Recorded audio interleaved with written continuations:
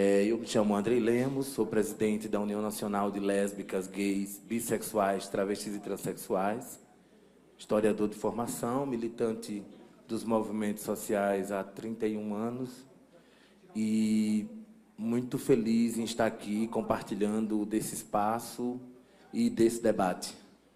Então, nós hoje vamos conversar aqui com a Margarida Pressburger, ela que é advogada, primeira representante do Brasil no Subcomitê de Prevenção à Tortura da Organização das Nações Unidas, é detentora do Prêmio Direitos Humanos 2012 e da Medalha de Honra ao Mérito aos Tragélio de Ataíde, concedida pela Ordem Independente de Bnai B'rith, Organização Judaica de Defesa dos Direitos Humanos. E também a Ana Brocanello, advogada especialista em Direito da Família, Sucessões e Direito Homoafetivo. Seu escritório presta serviço a famílias e indivíduos LGBT nos ramos do direito da família, direito das sucessões e direito trabalhista. O tema da nossa mesa é Por uma Justiça Inclusiva, dinâmica dos poderes legislativo e judiciário no âmbito dos direitos da população LGBT, direito de família, sucessão, previdência e adoção. Esse tema, nos últimos anos, ele tem ganhado um pouco mais de visibilidade. Eu lembro quando eu entrei no movimento LGBT, o que mais tínhamos nas ONGs eram viúvos de casais homoafetivos que perdiam todos os seus direitos, inclusive eram expulsos das suas casas, né? Das suas moradias, residiam com seus companheiros ou com as suas companheiras até os últimos dias de vida, mas por ser uma união homoafetiva, não tinham o reconhecimento, isso há 20 anos atrás, e essas pessoas perdiam tudo, né? E nós, dos movimentos sociais, né, ao longo dessa trajetória, lutamos muito. E tivemos algumas parcerias importantes, né, como foi a desembargadora Maria Berenice Dias, né, e tantas outros profissionais do direito que são parceiros dessa luta há alguns anos. E hoje nós temos aí a Comissão de Diversidade Sexual da OAB, né? Temos a proposta do Estatuto da Diversidade Sexual, que precisa ser aprovado, né, para que o conjunto das normativas, das legislações e também das políticas públicas no nosso país percebam que existem pessoas diferentes e que essas diferenças não podem reduzir as suas humanidades, os seus direitos. Assim está na nossa Carta Magna, né? Então, Margarida Pressburger, eu vou passar a palavra inicialmente para você fazer uma breve apresentação sua, né, e falar um pouco do seu trabalho para a gente. Muito obrigada. Boa tarde a todos, todas. E como nós dizemos agora, todex. Todos. Eu só vou fazer um pequeno destaque para o que você falou, que eu não concordo. Não somos diferentes, ninguém é diferente. Existe uma raça só, a humana. E nós fazemos todos parte dessa mesma raça. O que existem são preferências. Conheço gente que não gosta de chocolate, eu adoro chocolate, e isso não me diferencia de ninguém. Da mesma forma que nenhum ser humano se diferencia do outro. Há muitos anos atrás, quando eu presidi a Comissão de Direitos Humanos da OAB, eu dei uma entrevista e falei uma coisa que se tornou quase que um meme no Rio de Janeiro. O Brasil é um país racista, homofóbico e machista. Olha, isso deve ter uns 10 anos. E eu não mudo o que eu disse. O Brasil é um país racista, homofóbico e machista. E eu digo que eu venho há 50 e poucos anos tentando enxugar gelo. E vou morrer enxugando gelo, porque um dia esse gelo vai secar. Um dia, preconceito tem que acabar. Tem que acabar não só no Brasil, no mundo. O que você falava de 20 anos atrás, eu vinha até comentando com a doutora Brocanello, que em 1991 eu fui procurada por um cliente que tinha tido um convívio de mais de 20 anos com um companheiro e o companheiro tinha falecido. Faleceu de AIDS e que ele não sabe aonde ele contraiu, porque ele está até hoje vivo. Enfim, o companheiro fez um testamento formal, em cartório, deixando para o amigo os bens que eles tinham amealhado, inclusive juntos. Trabalharam juntos, criaram coisas juntos. O falecido tinha uma irmã que, no momento que soube da doença, se negava a apertar a mão dele. Não chegava perto. Foi uma época que essa doença ainda era bicho de 7 cabeças, pouco esclarecido e com muita fantasia. Não o visitou uma vez sequer. Nunca foi ao hospital. E o companheiro, traído, levou até o fim. Acompanhou até o último momento.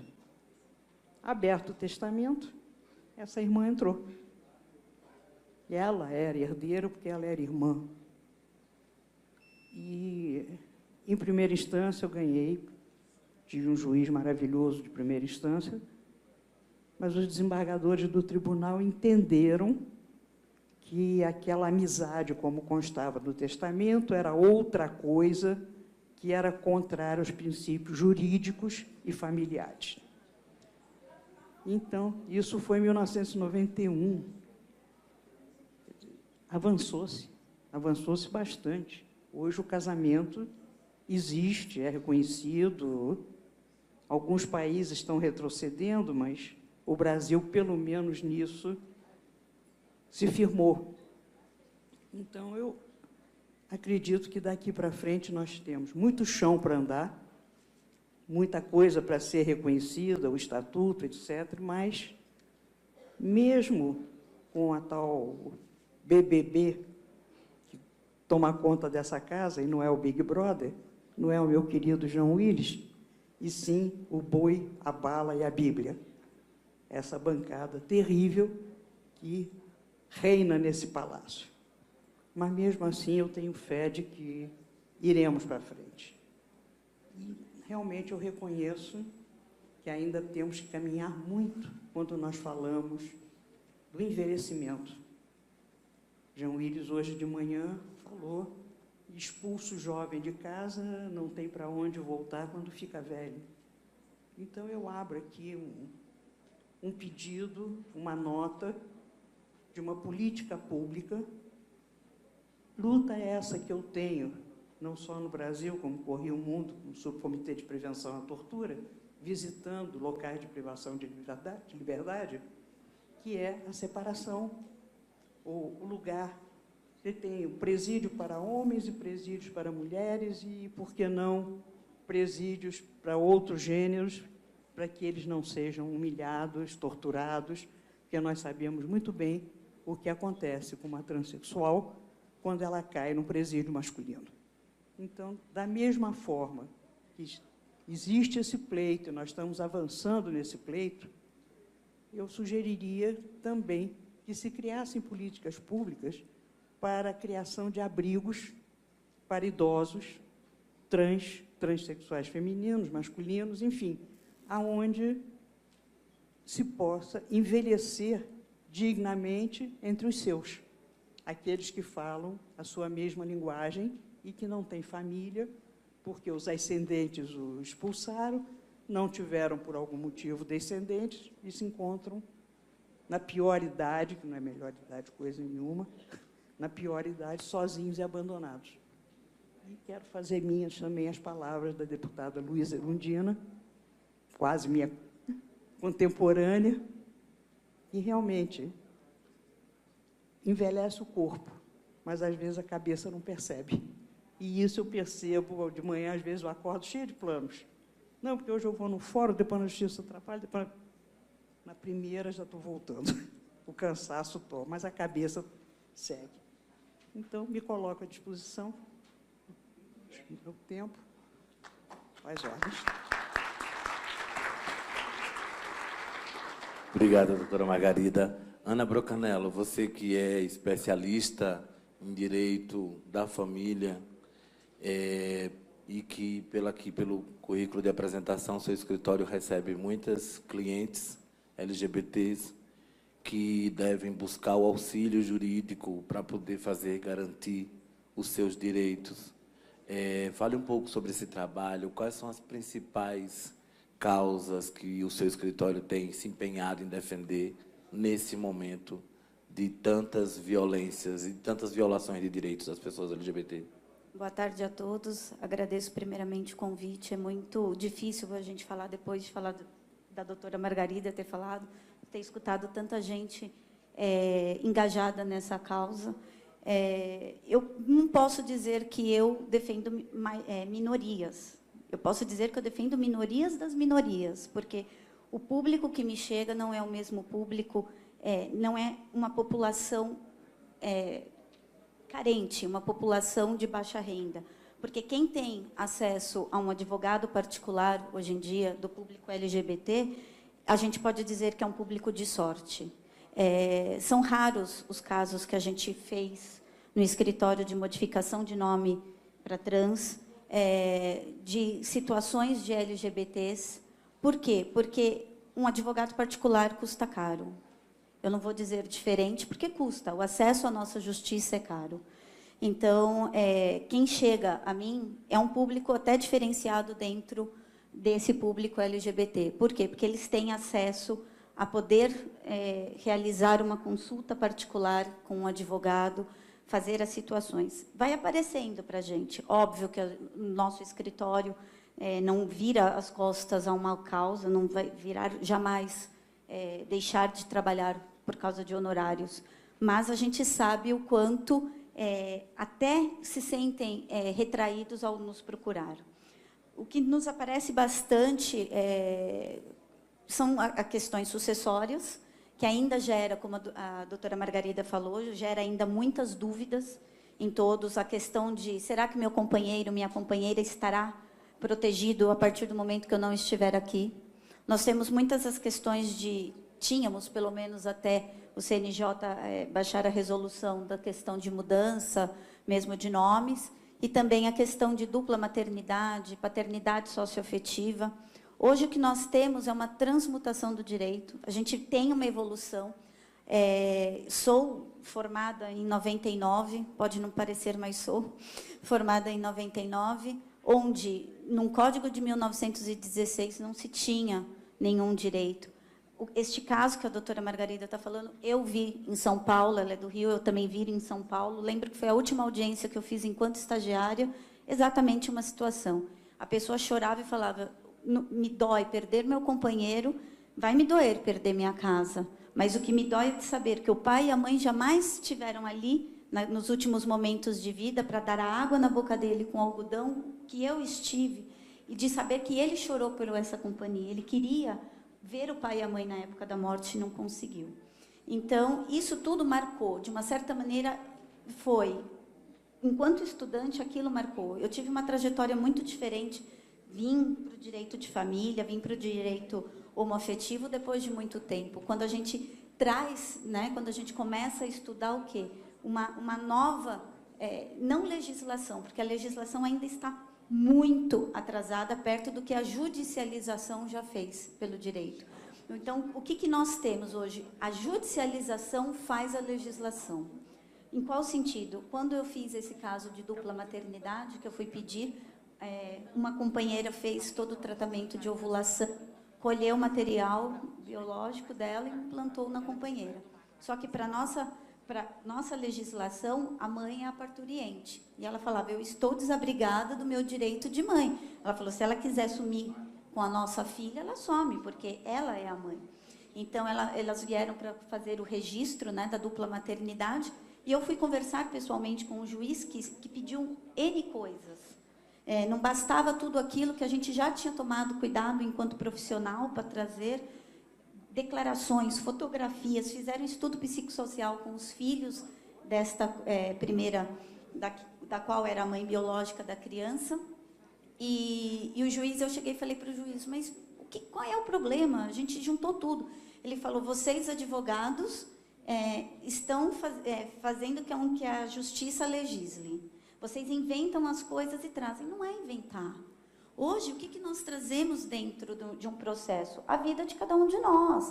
A partir do momento que aquilo não vem escrito, não está claro, né, dentro da nossa legislação, que é permitido e que a gente ainda encontra entraves, a gente é obrigado a entrar com processo judicial, brigar na justiça, ir a tribunais, chegar até STJ, STF, muitas vezes, como é o caso das companheiras, né, para ser agora no caso da sucessão. Para quê? Para que a gente consiga fazer valer os direitos. Então é muito complicado, é uma situação muito delicada. A gente tenta ter uma visão humanista da coisa. Não tratamos nenhum cliente LGBT diferente do que a gente trata um hétero. Para mim, hoje começa, né? Primeiro vieram a leva dos casamentos, dos termos de união estável, e começaram a chegar agora os divórcios.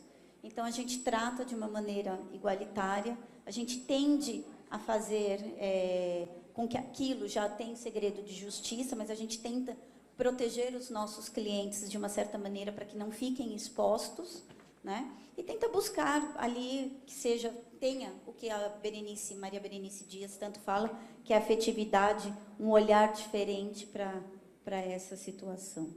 Fico à disposição e espero poder contribuir com mais alguma coisa com vocês. Obrigado, doutora Canelo.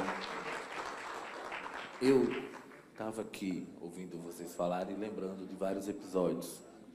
Tem pessoas transexuais que têm plano de saúde, mas na hora que precisa fazer uma mastectomia ou até mesmo ter o seu nome social respeitado na hora da consulta, do prontuário, tem muita dificuldade. Ainda precisam judicializar para poder garantir esse respeito numa clínica particular. Embora as pessoas, né, às vezes falam muito mal, né, do nosso Sistema Único de Saúde, mas eu considero que no Brasil a gente tem avançado bastante nesse sentido, porque o nome social está garantido por uma portaria desde 2009 e o processo transexualizador também desde 2008. Mas ainda precisa se fazer muito. Vocês trouxeram aqui na fala de vocês a judicialização no lugar da legislação. E eu estou lembrando que quando a presidenta Dilma tentou aprovar o decreto da participação social, teve alguns parlamentares e senadores aqui no Congresso Nacional que se levantaram contra e disseram que a presidenta estava querendo tirar o poder do poder legislativo, o papel do poder legislativo. Mas quando o STF ou o STJ, né, cria, né, uma resolução, uma normativa que se torna lei, você não vê um parlamentar se levantar com a mesma força. Então, nós estamos numa sociedade hierarquizada de poderes, né? Então, o povo que deveria, né, emanar o poder não é respeitado. Você precisa estar em algum grau, né, de hierarquia social, política, institucional, para poder ser ouvido, ser respeitado. E hoje a gente também vê o sucateamento dos conselhos, né? E como é que essas pessoas vão ser ouvidas e vão opinar sobre a política que é necessária para atender a sua população. Então, a Casa, o Congresso Nacional, ela muitas vezes perde o seu papel para o Judiciário. Mas ela não perde seu papel para o Judiciário porque o Judiciário rouba o seu direito de legislar. Ela perde esse espaço porque ela não tem agido com o seu compromisso, com a sua responsabilidade social, que está colocada quando eles são eleitos representantes do povo e precisam vir aqui trabalhar em nome desse povo, da diversidade dessa população. E essa população, que muitas vezes não tem acesso a nenhum instrumento jurídico, fica muitas vezes numa situação de vulnerabilidade e não tem direito a ter uma vida com dignidade. Então, que bom que a gente tem profissionais no jurídico comprometidos, engajados, que são muito companheiras e companheiros dessa luta. Mas está instituído no nosso país os poderes com seus papéis. Por que será que esses papéis não são cumpridos? Por que será que a gente tem que ficar o tempo todo correndo atrás de advogado, de defensor público, de promotoria, para poder ter o direito mínimo do que já está garantido num contrato que a gente assina, né? Então, existe... Por que existe ainda tanta diferenciação, tanta discriminação entre as diferentes famílias, entre os diferentes arranjos de família? Doutora Margarida, para a senhora essa. Por que existe tanta diferença no nosso país de discriminação entre os diferentes arranjos de família? Algumas famílias são reconhecidas e outras não. Hoje de manhã se falou muito na nossa sociedade de homens brancos e de poder aquisitivo. Então, começamos por aí, o poder aquisitivo. Você tem condição de ter um plano de saúde nível top, né? Você está bem, está tranquilo. Agora, existe, até mesmo no plano de saúde, existe uma diferença. Você falou do SUS. O SUS hoje reconhece a cirurgia da transexualidade. O plano de saúde, não. Então, não faz sentido. Se uma pessoa de pouco poder aquisitivo pode se realizar física e psicologicamente dentro do SUS, por que o plano de saúde nega? Não tem porquê. Então, todo caso tem que ser judicializado e o juiz tem que legislar. O juiz vai ter que dizer, não, se o SUS aprova, você vai fazer também. E não é uma cirurgia, é uma cirurgia. Não. Falou-se também muito em suicídio. Sim, suicídio. A pessoa não está satisfeita com o seu corpo. A cabeça não responde ao corpo. O corpo é outro. Ele não se encontra na sociedade, ele não se encontra com ele mesmo. Nós vimos até agora há pouco uma novela na Globo, que isso ficou bastante, a menina se olhava no espelho e tinha raiva do seu próprio corpo. E não era esse o seu corpo. E isso, com o passar do tempo, passando da adolescência, passando da idade, e não tendo uma solução para isso, tem levado inúmeros casos de suicídio. Nós temos, eu não tenho os números aqui, mas sei que são muitos pelo Brasil afora. Então, aí vem a questão, por que o plano de saúde não aceita? Você tem que judicializar para ser aceito. É uma cirurgia reconhecida, a Organização Mundial da Saúde reconhece, os psicólogos reconhecem, os psiquiatras reconhecem, até porque, para fazer essa cirurgia, passa por um longo período de entrevista, de tratamento psicológico, psiquiátrico, para ter certeza, porque é irreversível. Então, realmente... Aí tem que entrar o legislativo fazendo o papel do executivo. Agora, não sei, como a gente sabe que aqui no Congresso o único reconhecido é Jean Willis, se talvez algum deputado ou alguma deputada quisesse fazer essa cirurgia, se não faria mais rapidamente. Que aí vem a velha história nossa brasileira do sabe com quem está falando. Então, infelizmente, eu volto à minha questão, à minha tecla da prepotência. Já não é nem preconceito, é o preconceito prepotente, que vem de cima para massacrar quem está embaixo. Acho que é por aí. É. Estética psicológica, psiquiatra, que leva ao suicídio. Doutora Ana Brocanello, muitas pessoas travestis e transexuais se utilizam de alguns recursos por conta própria para poder ter direito a exercer, expressar sua identidade de gênero. As pessoas, por exemplo, que usam silicone industrial no seu corpo, elas, com o tempo, elas passam a ter vários problemas de saúde.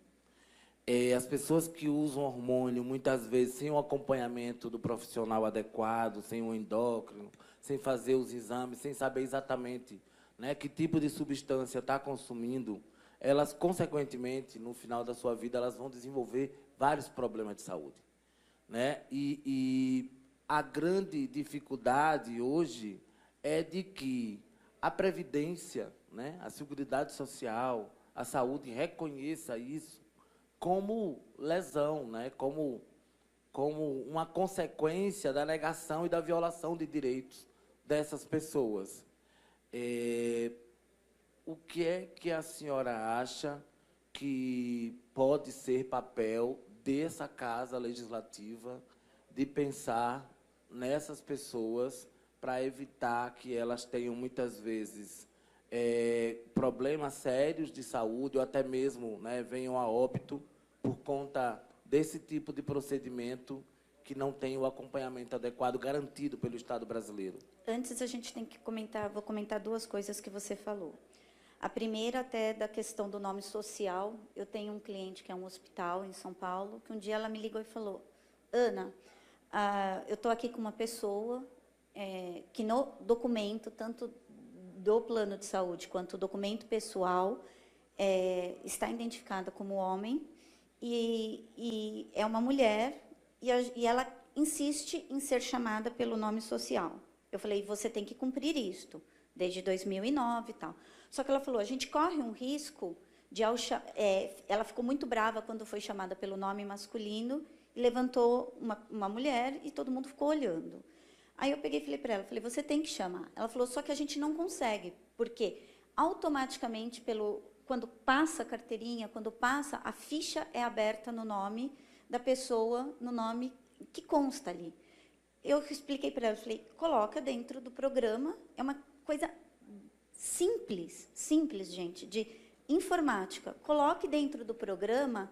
Acrescenta um campo, nome social por qual quer ser chamado. A gente não coloca em alguns lugares: senhor, senhoras, quero ser chamado de você, qual é o tipo de tratamento, se pelo primeiro, principalmente em companhia aérea a gente tem isso, né, quando faz o check-in. É uma coisa simples, é uma coisa básica, não custa, não é dinheiro isso, entendeu? E eu falei: isso você evitaria? Ela falou: porque dá problema até na hora de aplicar uma medicação. A gente pode aplicar a medicação numa pessoa errada.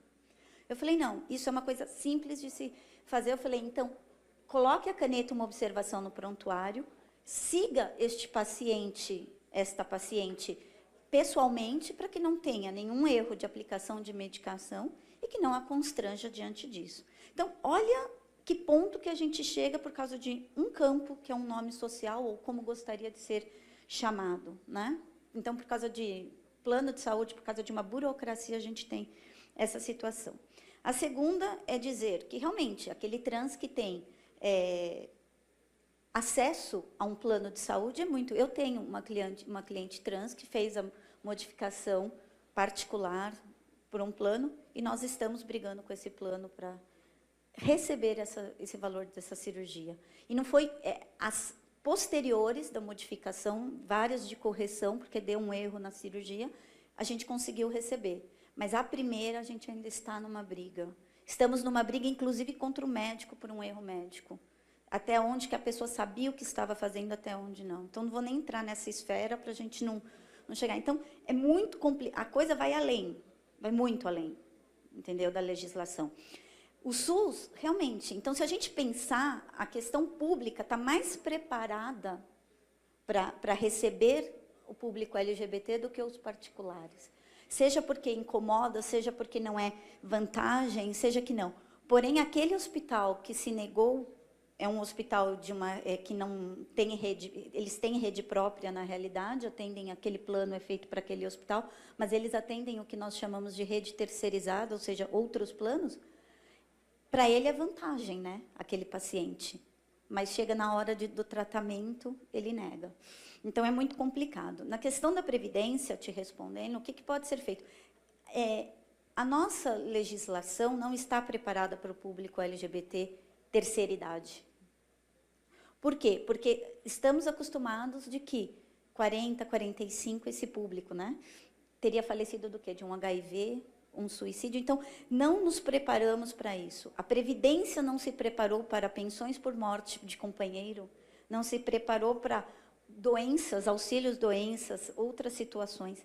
A nossa legislação trabalhista não está preparada para receber este público. um RH muitas vezes me pergunta, o que eu faço? Eu tenho que contar para todo mundo, porque no documento da pessoa, assim como do plano de saúde, eu vou ter que colocar no crachá qual nome? Todo mundo precisa ficar sabendo? Não, ninguém pode ficar sabendo. Isso é um direito privado da pessoa. A empresa é obrigada, entra muitas vezes como cota social, aquela questão dos 20% obrigatório, assim como a gente tem do deficiente, trata como uma minoria muito complicada. Então, estamos todos despreparados, não só de criar aquela coisa, então, se é por aqui na legislação, vamos por aqui, sabe? Estamos despreparados na legislação, no dia a dia, para lidar com isto. Quando eu fui preparar a minha equipe para receber o público homoafetivo, eu chamei desde pessoas que eram a médicos para fazer uma capacitação, para que a gente não usasse termos incorretos, para que a gente entendesse, que a gente perguntasse tudo que nós tínhamos dúvida, para não gerar sequer uma curiosidade. Então, eu acho que a gente precisa, além de tudo, ter um foco, não só de um legislador, que é um deputado, mas de todo um congresso para isso. Perfeito. Olha, nós temos um problema que ainda acontece muito na população LGBT. Quando se é muito jovem, na adolescência, e resolve assumir a sua orientação sexual ou a sua identidade de gênero, que é diferente do que os seus pais idealizaram para aquela criança, muitas vezes esse jovem é expulso da sua casa, é discriminado na escola, e isso, de uma certa forma, compromete o seu bem-estar físico e mental, e principalmente o seu futuro. Mas, na velhice, a gente tem uma outra situação muito semelhante. Muitos gays, lésbicas, travestis, criam filhos, sobrinhos, ajudam a família a vida inteira, mas quando chega num determinado momento da sua vida, essas pessoas são simplesmente abandonadas, principalmente se tiverem algum problema de saúde.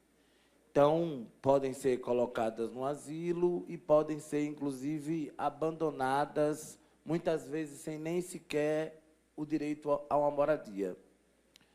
O Estatuto do Idoso, ele, de alguma forma, tem algumas medidas de proteção às pessoas idosas, mas eu não sei até que ponto ele fala sobre a questão da discriminação étnico-racial, ou de classe, ou de sexualidade, ou de identidade de gênero. Por outro lado, parte desse estatuto ele é monitorado pelas promotorias, pelas defensorias públicas. Então, você tem lá, em cada estado, cada capital tem a defensoria pública, e os defensores eles se dividem por áreas. Quando você vai ver, geralmente tem 1 ou 2 defensores, geralmente mulher, que tem a disponibilidade de ser pautada pelos direitos humanos, para cuidar de racismo, de violência contra a mulher, de violência contra as pessoas LGBTs. E essas pessoas, muitas vezes, nem sabem que esse direito existe, ou, quando sabem que esse direito existe, nunca conseguem acessar. Os equipamentos hoje jurídicos disponíveis para o público, eles poderiam fazer alguma alteração para poder ampliar esse nível de informação da sociedade e fazer com que o conjunto dessas chamadas minorias saibam que elas têm ali, naquele espaço, um lugar de proteção dos seus direitos. Como a gente fazer com que esses agentes públicos do direito contribuam, colaborem mais efetivamente na defesa da integridade física e da dignidade dessas pessoas, doutora Margarida? Bom, é como você disse, existe a Defensoria Pública.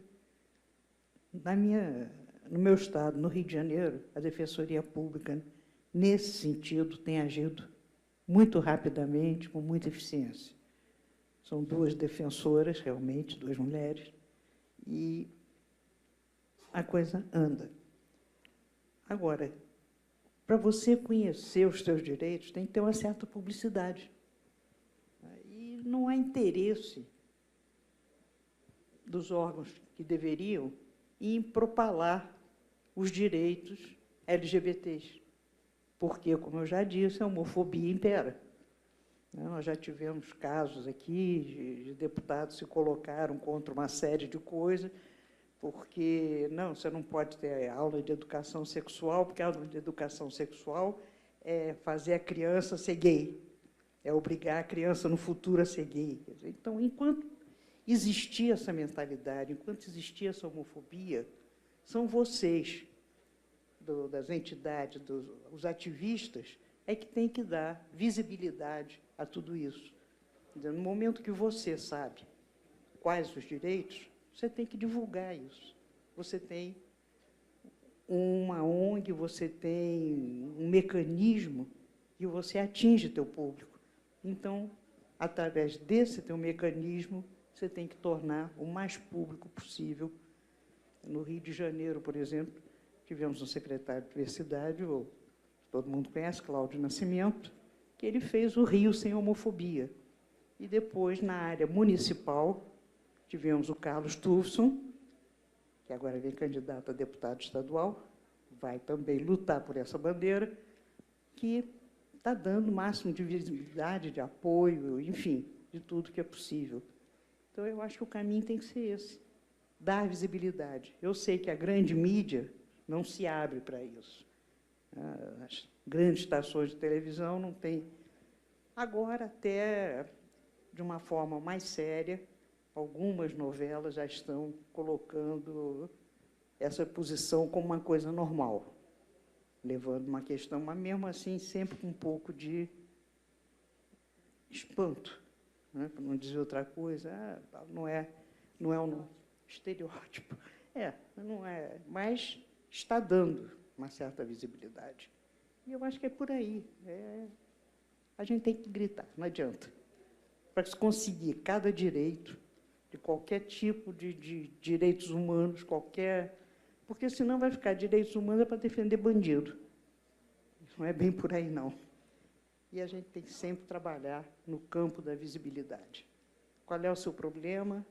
Seu problema é esse? Não, mas você pode. Você tem direito. Você pode procurar o SUS. Enfim, é por aí. Vocês ativistas, nós ativistas, é que temos que levar isso, né, adiante. Nós vamos abrir para a plateia. Pode ser 4 pessoas, 2 minutos para cada, para fazer pergunta aqui para os nossos convidados. Então, vamos lá. João Nery, Rai Carlos, aquele rapaz ali e Ramon. Pronto, 4 pessoas. Vamos lá.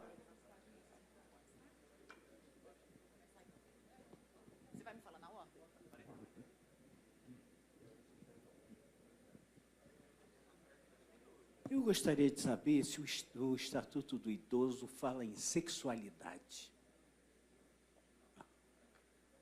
Toca neste assunto? Não. Idoso não tem sexo, não tem sexualidade. Não. O idoso, de modo geral. De modo geral.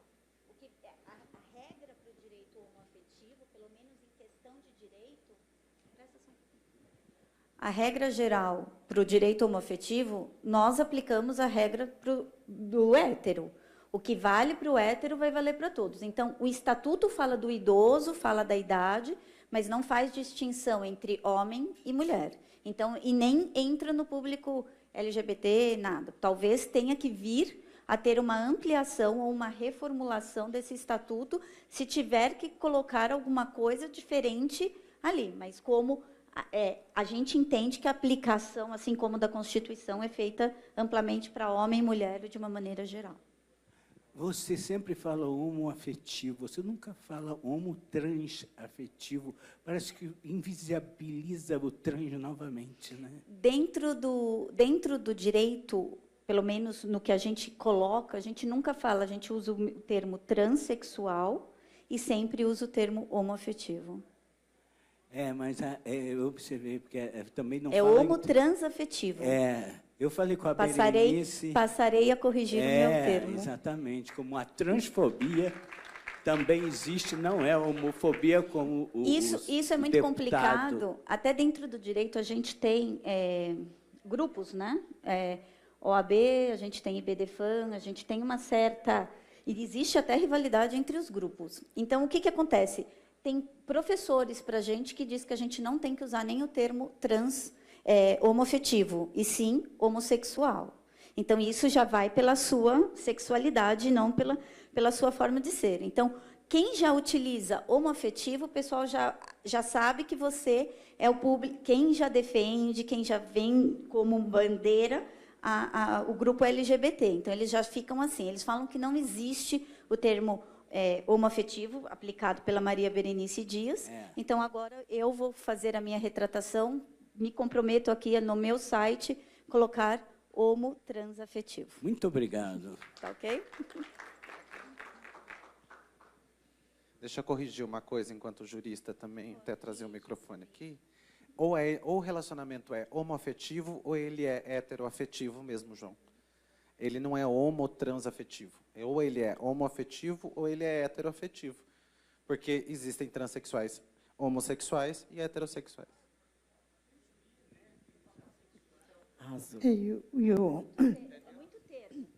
Eu acho o homoafetivo versus homossexual, eu acho que o homoafetivo abraça melhor, aconchega melhor. Porque a homossexualidade leva muito a um momento em quatro paredes, enquanto que a homoafetividade é a afetividade da vida. É o cotidiano, é o dia a dia, é a convivência, é o carinho, é o amor. Oi, eu sou o Rai Carlos, sou do Pará, estou também um homem trans. E me doeu o ouvido pela manhã escutar os homossexuais. Eu não me contemplo, eu não sou homossexual. Eu sou um homem trans, hétero, binário, velho. Então, dói o meu ouvido.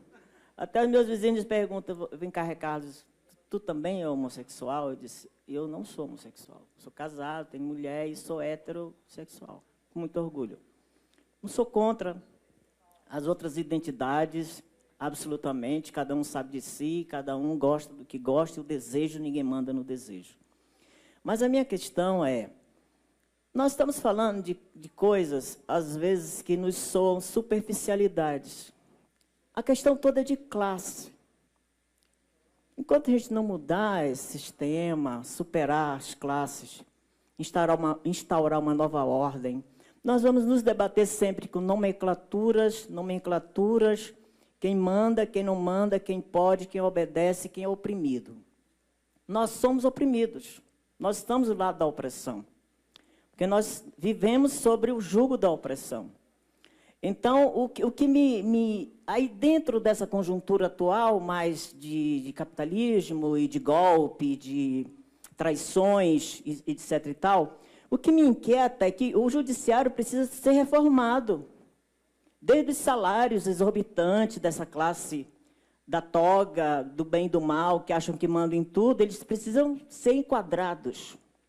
Tirar auxílio moradia, tirar salários exorbitantes, equacionar essa gente com o teto máximo do salário do servidor público.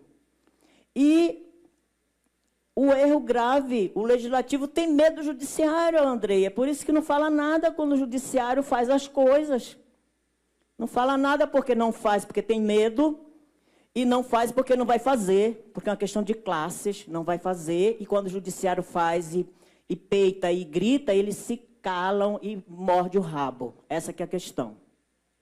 Então, concluindo, nós precisamos estudar aqui no meio jurídico, eu também transito no meio jurídico, e nós precisamos não só reformar as nomenclaturas, mas também reformar o judiciário, só para não ir muito longe.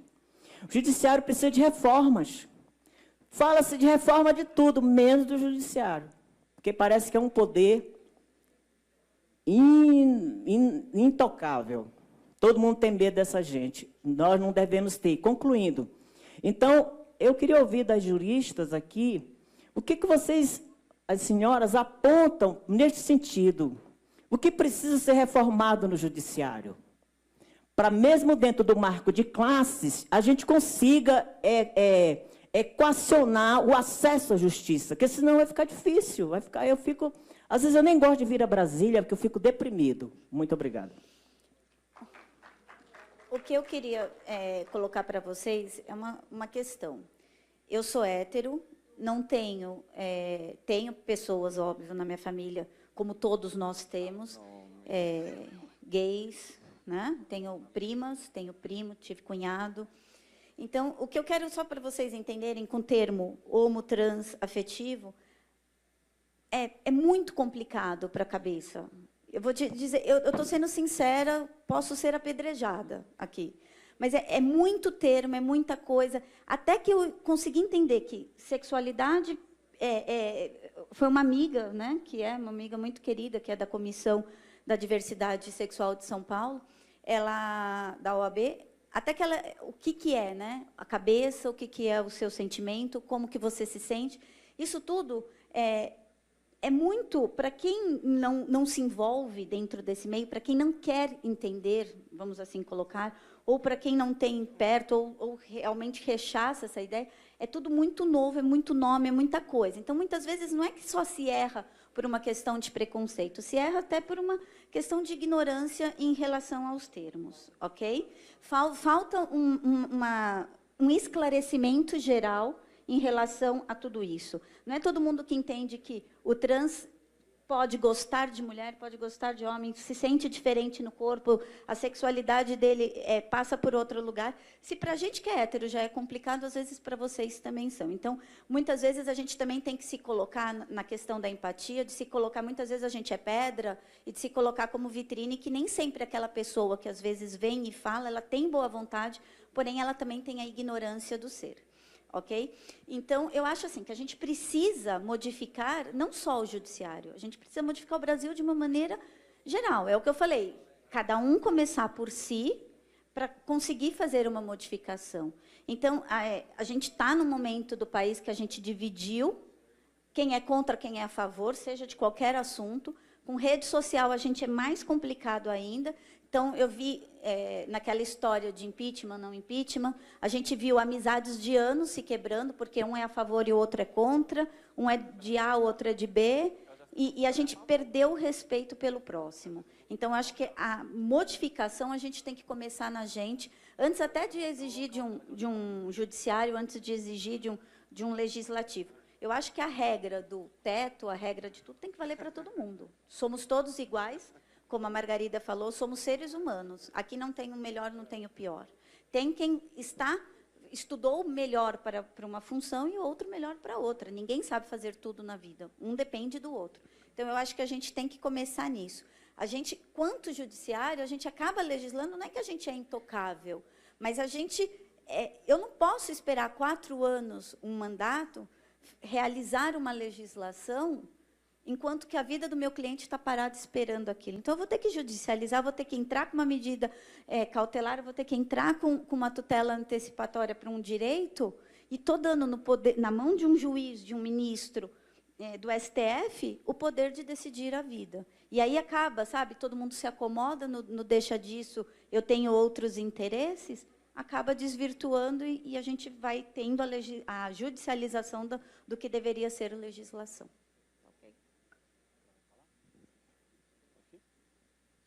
Bem, boa tarde a todos e a todas. Eu sou Fabrício Rosa, sou homem gay. Quanto à discussão do homoafetivo, eu quero dizer que eu faço sexo com afeto e sem afeto. E eu quero que a minha sexualidade sem afeto também seja reconhecida no espaço público. Sim, a pergunta é... Sim. A pergunta é, eu sou policial há quase 19 anos, existe uma associação de policiais LGBTs que eu gostaria que vocês conhecessem, é a RENOSP LGBT, Rede Nacional de Operadores de Segurança Pública LGBTs, e eu queria saber de vocês, enquanto juristas, se conhecem, se já tiveram casos de policiais ou de membros das Forças Armadas que passaram pelas mãos de vocês, porque a gente tem 2 reivindicações principais. A primeira é que nós queremos mais gays, mais sapatões, mais travestis, mais transexuais nas Forças de Segurança Pública e na Força de Segurança Nacional, porque a comunidade policiada tem que ter a cara da polícia. A polícia tem que se parecer com o povo que ela policia.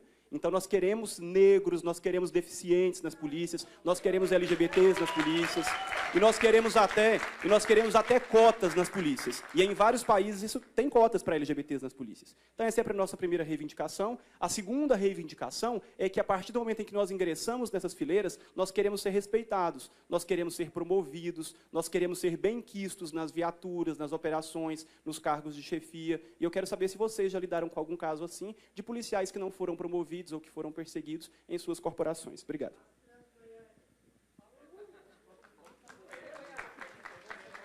Eu só tive um caso que era até por uma outra questão de um oficial da Marinha que me procurou, que ele havia feito a transferência de São Paulo para o Rio, para estar justamente perto do companheiro, mas assim, envolvendo dentro, eu não tenho nenhum caso em particular. Conheço, tenho um amigo que só faz defesa de policiais.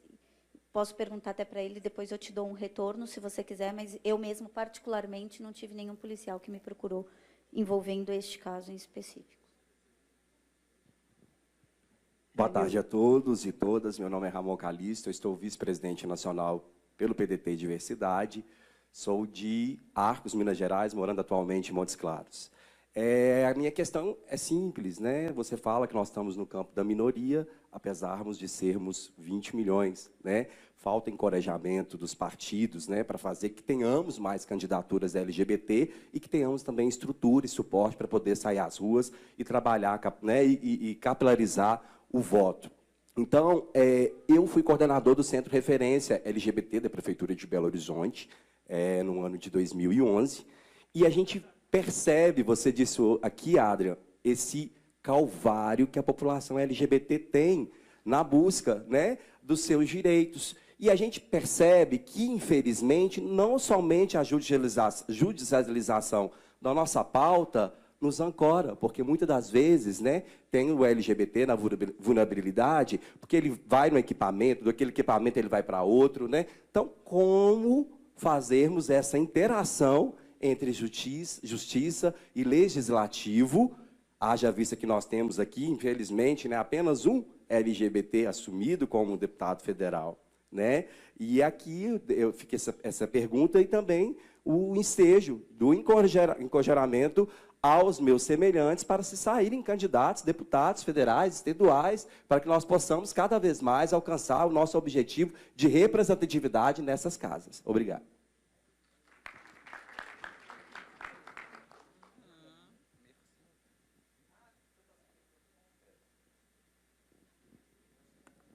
Doutora Margarida Sena. Eu, assim como o colega policial, nós também temos o nosso grito de mais mulheres. Mais mulheres na OAB, mais mulheres aqui na casa, mais mulheres nas assembleias legislativas. E, enfim, eu acho que é uma eleição, seja para vereador, deputado, o que for, não tem que se basear na sexualidade. Tem que ser na condição psicológica, moral do candidato. Aqui nós temos um LGBT nessa casa, que é um homem íntegro, maravilhoso, adoro o Jean Wilde, sou suspeita, ele é carioca, quer dizer, ele é baiano carioca, mas poderia ter também alguém que está dentro do armário que fosse um péssimo caráter, corrupto, etc., etc. Então, eu acho que para as eleições, para compor a casa, realmente teria que ter cotas, e assim como tem cotas, teria que ter fiscalização. Porque o que acontece com as mulheres? Nós temos 30% de cotas partidárias. Mas o que a gente vê na época da eleição? Não, é até a desmoralização da própria mulher. Porque tem partidos que escolhem mulheres que, coitadas, não têm a menor condição, nem porque uma Câmara, um Congresso, tem que ter representatividade de todos. Não é que sejam ricos, classe média, não. Tem que ter tiririca também, desde que trabalhe pela categoria dele. Mas colocam mulheres que não têm condição, para depois dizer, não foi eleita porque não foi eleita. quando realmente você encontra uma Marielle na vida, ela foi eleita por 46 mil votos. Ninguém conhecia a Marielle. Ficamos conhecendo Marielle antes das eleições. E acabou como acabou. Por quê? Não havia interesse, não do PSOL, não estou acusando do PSOL, mas não havia um interesse corporativo de ter uma Marielle. Então, é uma questão de análise. Vamos analisar agora, em outubro, pelo amor de Deus, vamos analisar os nossos candidatos. Não vamos trazer todo mundo de volta para cá, não, porque não está dando certo, não. Gente, nós estamos em cima da hora, né? Lamentável, eu sei que a carência desse debate é tão grande, né, que a gente fica aqui querendo fazer inúmeras perguntas, né? Mas eu, em nome aqui da comissão organizadora do 15º Seminário LGBT do Congresso Nacional, quero agradecer a doutora Margarida Presburg e a doutora Ana Borcanello pela disponibilidade. São duas advogadas, juristas, que, ao longo da sua trajetória profissional, têm se colocado como parceiras, lutadoras, defensoras dos nossos direitos e têm se cada vez mais se especializado a defender os direitos da população LGBT.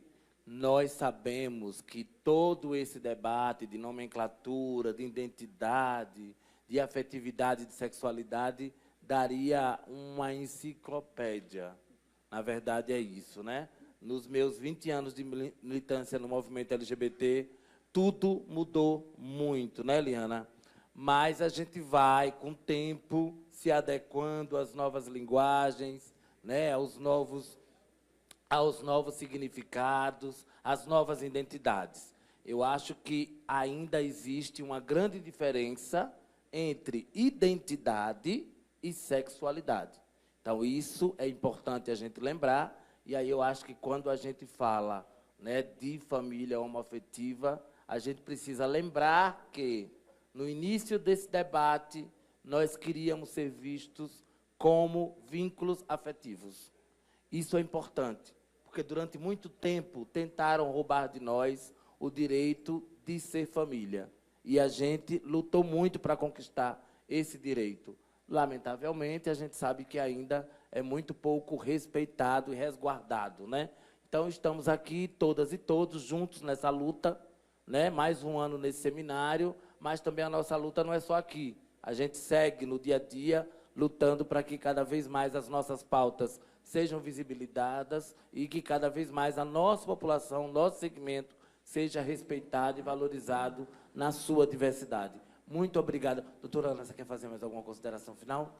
Não, só quero colocar a única coisa que hoje o direito teve direito de família veio evoluindo e hoje a pauta que a gente usa é a afetividade não só, tá, para direito homoafetivo, mas para direito homotransafetivo ou para o direito homoafetivo, mas como afetividade, porque a gente tem multiparentalidade, a gente tem socioafetividade, os vínculos afetivos sendo maiores e superiores aos laços biológicos. Então, entender que a afetividade é o que a gente tem que levar, né, para dentro da justiça para conseguir mobilizar a nossa sociedade em prol não só do público LGBT, como de todo mundo que está ali buscando o seu espaço. Só quero agradecer. Muito obrigado, doutora Ana. Obrigado a vocês.